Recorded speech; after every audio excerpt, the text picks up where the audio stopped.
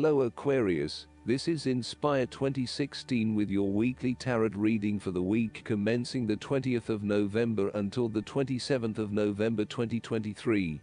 The first card for you is representing: how do you feel about yourself? Your card is the King of Cups. You are emotionally balanced and control. You have a very deep understanding of your feelings and emotions, and are able to connect with this when necessary. As you deal with some of the scenarios that life throws at you, draw on this deep emotional maturity to help you navigate these challenges. Also, know that this is an incredible gift you have, and be open to sharing your emotional stability and calm approach with others. If you are facing challenges, then the King of Cups is an indication that you must create balance in the realm of the emotions. The King of Cups represents compassion, one of the most powerful and beautiful qualities of the human spirit. Ask yourself, how can I develop a stronger awareness of the unconscious without being overwhelmed by its power? How can I develop a stronger sense of compassion without falling into the trap of sentimentality? The King of Cups encourages you to be considerate in your dealings with others, and as you counsel others, you may need to understand why strong feelings have surfaced and how to best cope with them. It is important that you do not repress emotions, but instead explore them with an open heart and an open mind.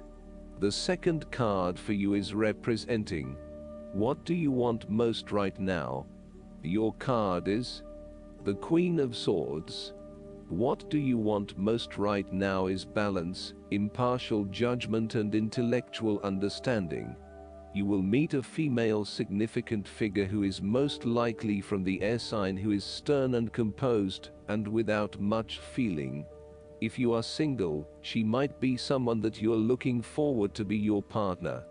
On the other hand, this card also represents the intellect's ability to judge and discern impartially, without the influence of emotion or sentimentality. She likes to know the how, what, why, where, when and who of everything to help her make sense of her environment and to better understand others.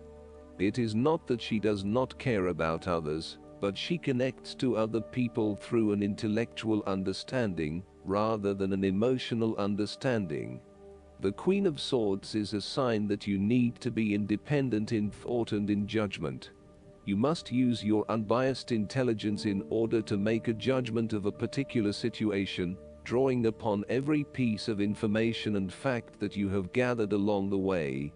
Empathy or compassion towards others may distract you from the task at hand, so it is important that you think with your head and not with your heart at this particular time. Do not let emotion get in the way. Rather, use fact and logic to make your decisions. The Queen of Swords also has an innate ability to tell it like it is. She is a quick thinker and highly perceptive, and as such, she can cut through the noise and confusion to get straight to the point. There is certainly no beating about the bush, or softening of her comments, opinions and thoughts. She is upfront and honest about her opinions, and expects the same from others. The best way to interact with the Queen of Swords, therefore, is to remain as impartial as possible, and to present your thoughts and opinions concisely and honestly. The third card for you is representing your fears. Your card is the Seven of Cups. You are afraid that your dreams and fantasies will not come true in your life. Your views of life at this time are a bit illusory, and may tend toward fantasies that cannot actually be realized in the real world. There is an unwillingness to deal with the day-to-day reality of life, and a need to get your head out of the clouds. You may be feeling unclear about what you are really searching for in order to become fulfilled. You may also be hiding something from yourself that probably has to do with your subconscious emotions. These illusions and diversions need to be stripped away and seen for what they really are. You are refusing to examine yourself and to ask yourself what will truly fulfill you. Instead of taking a few quiet moments to reflect, You are using every waking hour to consume yourself with the active pursuits of things which may or may not satisfy you. You need to stop and give yourself some time and space to think carefully about where your best intentions lie. On a more positive note, the Seven of Cups can indicate a time when you are finally breaking through a fog of confusion and illusion to focus on your chosen goal. With resolution and purpose, you are now setting your intentions and finding solutions. The fourth card for you is representing what is going for you. Your card is the Two of Swords.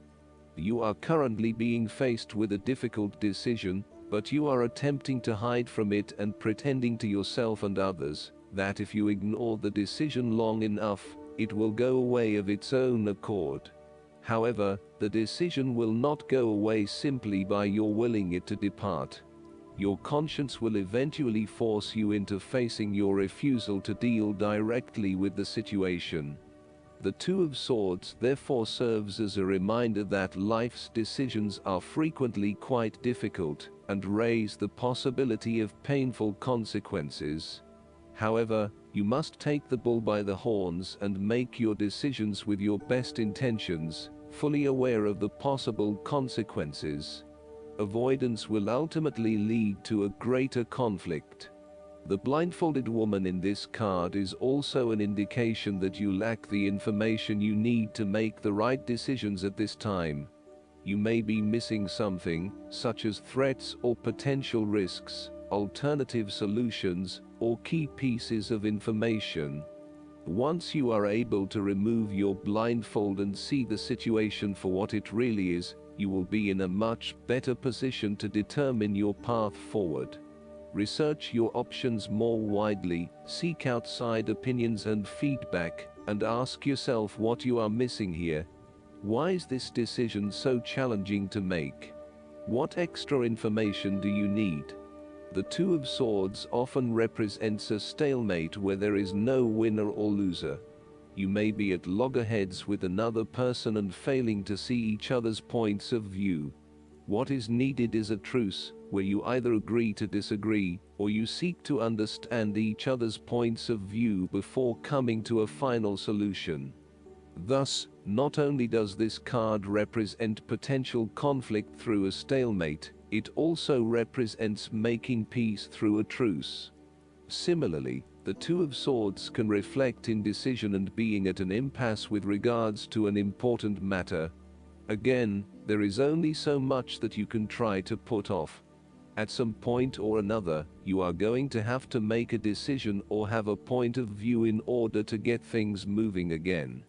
The fifth card for you is representing what is going against you. Your card is the Ten of Swords. You are afraid of painful ending in some areas of your life. There will be a forceful re-evaluation or elimination of your previous attitudes about life, your views about yourself and what is important, and possibly your plans for the future. Despite the initial trauma and torment associated with this change, the imposed re-evaluation can be a very positive thing. It is important to understand that while the means of your demise may not seem reasonable or fair, your previous thoughts and attitudes really need to change in order for you to reach a better place in your life. Rather than dwelling on the painful ending, it is important to look ahead and realize how these events free you up to completely reshape your life and choose a new direction for yourself. The Ten of Swords may also indicate that you are resisting an inevitable ending because you are deeply worried about how much it is going to hurt you. However, what you are doing is delaying the inevitable and possibly making it even worse for yourself, because you keep trying to put off something that needs to happen anyway for your own personal transformation. For example, a relationship may have come to an end, but you are still intimate with your ex because you cannot bear to let go. This is only drawing out the pain much longer, and it is best to completely let go at this stage. Sometimes, the Ten of Swords may reflect fear of ruin, even if that ruin has not yet occurred. You are always be thinking of the worst case scenario and planning for the worst, even if it does not happen. This is only creating unnecessary fear and anxiety for you, and it is important that you return to the energy of the Nine of Swords, and run a reality check as to whether things are as bad as they seem. The Ten of Swords represents an old situation that ended very badly. You are still carrying around wounds from that situation, but you have buried them so deeply that you do not realize they are still present in your life and still hurting you. This old pain needs to be brought up and dealt with once and for all, so you can liberate yourself from these deeply inflicted wounds. It may be difficult to experience the pain again, but at least you are releasing yourself of this pain and allowing it to pass from your life. The last card for you is representing the likely outcome that you may have. Your card is the Fool. You are about to embark on a new journey, one that is completely unknown and will take you to uncharted territories. The Fool is all about new experiences, personal growth, development and adventure. The Fool card asks you to take a leap of faith and to trust in the universe, in that if you begin a new journey, you will find success. This Fool lives a carefree life, free from worry and anxiety. He does not seem to mind if he does not really know what lies ahead. The Fool card may represent a choice to be made, one of vital importance. However, there are always many different options available, and the choice must be made wisely. If you are facing a decision or moment of doubt, the Fool encourages you to believe in yourself and follow your heart, no matter how crazy or foolish your impulses may seem. This is a time when you need to truly believe and have faith in where the universe is taking you. The Fool is an excellent card to meditate on if you are experiencing a lot of fear in your life. The Fool enhances courage, risk-taking and the creative expression needed to open up new areas in your life. The Fool is always whole, healthy and without fear. He is the spirit of who we are, the spirit expressed and experienced as wonder, or curiosity and anticipation. We never know what is in the future, but like the Fool we must blindly go forward. You need to trust that you are a spirit born into flesh to enjoy life and grow in experience. Take a chance and see what happens. Last but not least, the guidance card for you is the New Career. This card signals a happy change in your work life, even if that change doesn't seem to be under your control. Rest assured that your career track is heading in the right direction, and you are learning much needed skills and lessons along the way. The more you can stay focused on your highest visions, the smoother and faster you'll travel along your career path. However, do stay flexible, as exciting new doors may open for you unexpectedly.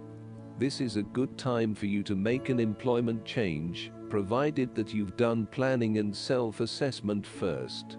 Instead of impulsively switching jobs, you're guided to research, prepare, and then take action. I hope that you enjoy everything, and if you like the reading, just please click subscribe and you will get instant notifications every time we publish a new video right to your YouTube. Thanks.